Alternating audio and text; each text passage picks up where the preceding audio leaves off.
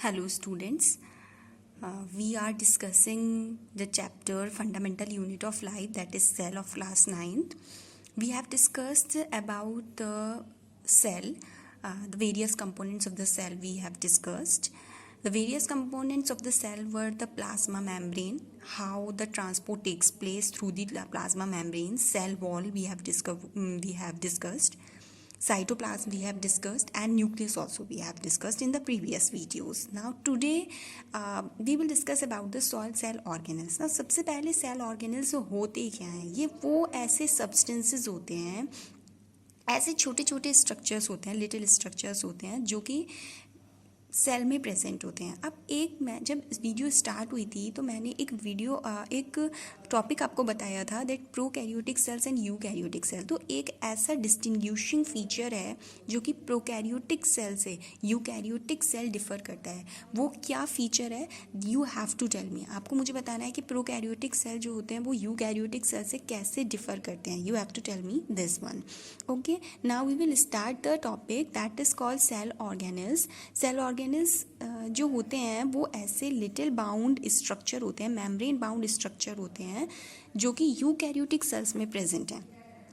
Okay, तो ये आपको क्लू भी यहाँ से मिल गया होगा. These are the cell organelles. अब सेल ऑर्गेनल्स जो होते हैं वो आपके endoplasmic reticulum, Golgi apparatus, lysosomes, mitochondria, plastids, vacuoles और कुछ राइबोसोम्स भी प्रेजेंट होते हैं. राइबोसोम्स एक ऐसे स्ट्रक्चर्स होते हैं, बहुत बिल्कुल नेक स्ट्रक्चर होते हैं जो कि सिर्फ प्रोकैरियोट्स में प्रेजेंट होते हैं. बट ये जितने भी हैं, endoplasmic reticulum, Golgi apparatus, lysosomes, mitochondria, plastids and vacuoles, these are present in eukaryotic cells. ये यूकैरियोटिक सेल्स में प्रेजेंट होते हैं. ओके, नाउ अब एंडोप्लाज्मिक रेटिकुलम की बात आती है. तो एंडोप्लाज्मिक रेटिकुलम क्या होता है? एक ऐसे स्ट्रक्चर्स होते हैं जो कि जिनका नेटवर्क होता है of membrane bound tubes and sheets. As you have seen in the diagram, this is the nucleus. I have told you about the nucleus. Nucleus के अंदर क्या होता है? एक न्यूक्लियोलस होता है और उसमें क्रोमेटिन थ्रेड लाइक स्ट्रक्चर होता है जिसके अंदर जीन्स होती हैं जो कि रिस्पॉन्सिबल होती हैं for the transfer of genetic information. तो इस न्यूक्लियस के चारों तरफ ही कुछ शीट्स होती हैं, मेम्ब्रेन बाउंड ट्यूब्स और शीट्स का नेटवर्क होता है. This is called endoplasmic reticulum. It is the membrane bound structure. और ये किस तरीके से दिखता है? It looks like long tubes और round oblong bag like vesicles in eukaryotic cell. तो जितना भी इंफॉर्मेशन न्यूक्लियस से आ रही होती है तो वो सबसे पहले इस एंडोप्लाज्मिक रेटिकुलम से पास होती है. आफ्टर दैट वो पूरी ही अलग सेल, दूसरे सेल ऑर्गेनल्स में ट्रांसफ़र होती है. अब ये जो एंडोप्लाज्मिक रेटिकुलम दिख रहा है आपको, ये तो पूरा नेटवर्क है. ये किस एलिमेंट से बना हुआ है? It is formed of 3 elements. ये 3 एलिमेंट से मिलकर बना हुआ है.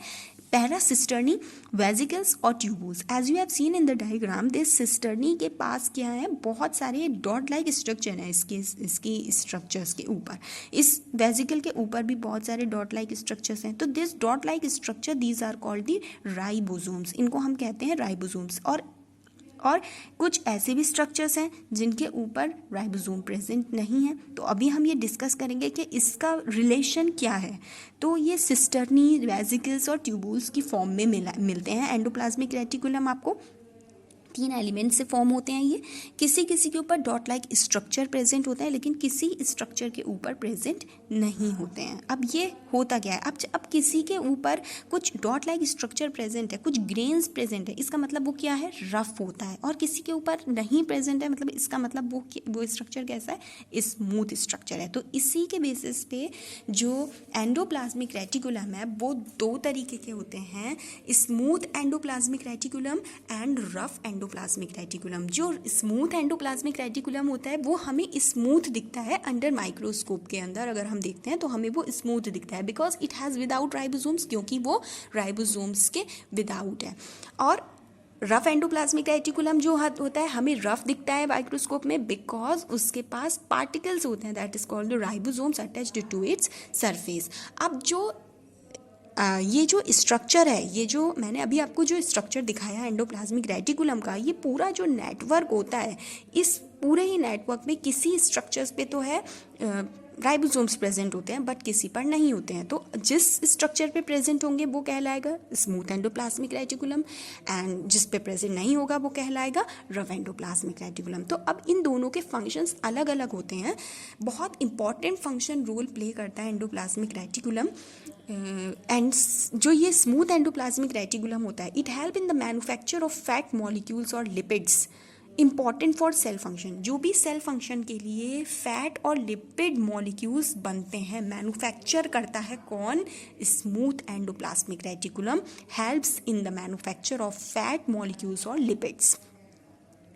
ये आप लोग याद रखेंगे कि SCR का फंक्शन क्या है। और जो ये होते हैं रफ एंडोप्लाज्मिक रेटिकुलम होते हैं, अब जाहिर सी बात है कि स्मूथ एंडोप्लाज्मिक रेटिकुलम के ऊपर कोई भी राइबोसोम प्रेजेंट नहीं है, तो वहाँ पे फैट और लिपिड्स का सिंथेसिस होगा। लेकिन रफ एंडोप्लाज्मिक रेटिकुलम के ऊपर राइबोसोम्स अटैच्ड हैं, वो रफ हैं, ribosomes are attached on it. तो राइबोसोम्स का फंक्शन ही ये होता है कि वो these are the sites of protein manufacturer. तो जो रफ एंडोप्लाज्मिक रेटिकुलम होते हैं वो क्या करते हैं? वो प्रोटीन का मैन्युफैक्चर करते हैं। अब जो भी प्रोटीन मैन्युफैक्चर होता है रफ एंडोप्लाज्मिक रेटिकुलम से, वो वेरियस सेल्स, जो जितने भी वेरियस प्लेसेस हैं सेल के अलग अलग जगह पर, वहाँ पर पहुँचते हैं डिपेंडिंग ऑन नीड, जो जितनी भी ज़रूरत होती है। तो ये एंडोप्लाज्मिक रेटिकुलम के थ्रू ही ट्रांसफ़र होते हैं, पहले बनेंगे and then transferred from it. Okay, now एक टॉपिक है NCERT में, that is membrane biogenesis. Membrane biogenesis क्या होता है? मेम्ब्रेन सिंथेसिस को मेम्ब्रेन बायोजेनेसिस भी कहते हैं, इसका दूसरा ही नाम है। इसका मतलब होता है प्रोसेस ऑफ बिल्डिंग, मतलब एक तरह से बनाना कुछ, मतलब क्या? Cell membrane. सेल मेम्ब्रेन का दूसरा नाम आई हैव टोल्ड यू क्या होता है। आप लोग मुझे बताएंगे कि सेल मेम्ब्रेन का other name of the cell membrane is what? You have to tell me. तो ये सेल मेम्ब्रेन बनाने में मदद करता है मेम्ब्रेन सिंथेसिस और मेम्ब्रेन बायोजेनेसिस। एक ये ऑन गोइंग प्रोसेस है जिसमें प्रोटीन्स और लिपिड्स हेल्प करते हैं building of cell membrane which are synthesised by ER। भाई अब भी मैंने आपको ये बताया कि जो स्मूथ एंडोप्लाज्मिक रेटिकुलम है वहाँ पे क्या होता है? फैट और लिपिड्स का सिंथेसिस होता है। तो ये जो सिंथेसिस हो रहा है ये किस लिए हो रहा है? It is helpful in building cell membrane. आपको जितनी भी जो भी आप न्यूट्रिएंट्स अपने फूड से लेते हैं, carbohydrate, fats, proteins, vitamins, minerals, जो भी आपको अपने न्यूट्रिएंट से मिलते हैं वो आपको किस लिए मिलते हैं? एनर्जी के लिए। कुछ किसी चीज़ आपकी बॉडी में जो सेल की ग्रोथ होती है उसको बढ़ाने के लिए। तो इसी तरीके से यहाँ पे भी ये प्रोसेस चल रहा है। जो स्मूथ एंडोप्लाज्मिक रेटिकुलम से फैट और लिपिड्स का सिंथेसिस हो रहा है वो किस लिए हो रहा है? सेल मेम्ब्रेन को बिल्ड करने के लिए। यही क्या है? मेम्ब्रेन सिंथेसिस है और मेम्ब्रेन बायोजेनेसिस है। Now we will talk about the functions of endoplasmic reticulum.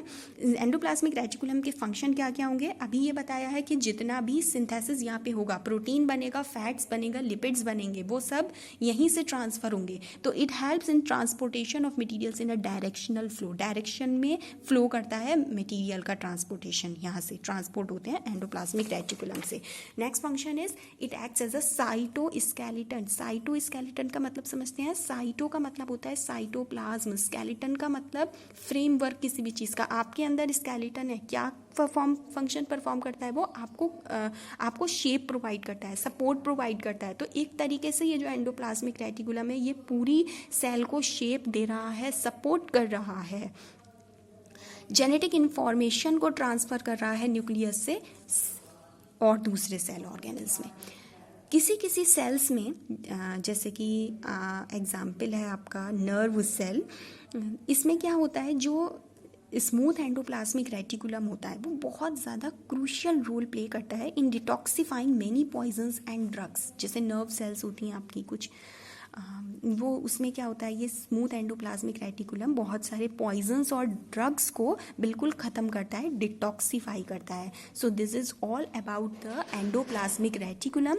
Hope you have understand this topic. Now in the next video we will discuss about the Golgi apparatus and other cell organs. Thank you.